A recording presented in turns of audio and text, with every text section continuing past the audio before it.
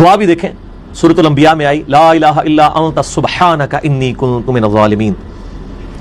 لا الہ الا انت، کوئی نہیں معبود سوائے تیرے، سبحانک، اے اللہ تو پاک ہے، تو غلطی نہیں کر سکتا، انی کنت من الظالمین، میں تو انسان ہوں، غلطی کروں گا.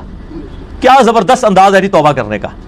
اللہ تعالیٰ کی جو پاکی کی صفت ہے اس کو ٹریگر کیا ہے کہ اللہ تجھ سے تو غلطی نہیں ہوتی، میں تو بندہ ہوں، غلطی کروں گا.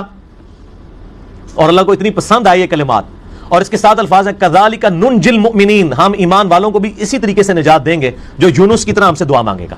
اور جامعہ ترمذی میں صحیح سند کے ساتھ حدیث ہے، جو شخص بھی یونس علیہ السلام کی دعا کے ساتھ اللہ کی طرف متوجہ ہوا، اللہ اسے کبھی محروم نہیں لوٹائے گا.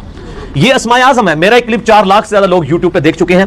مصیبت اور پریشانی سے بچاؤ کے 3 وظائف، لا الہ الا انت سبحانک انی کنت من الظالمین، حسبنا اللہ ونعم الوکیل، اور یا حی یا قیوم برحمتک استغیث. یہ 3 وظائف. یونس علیہ السلام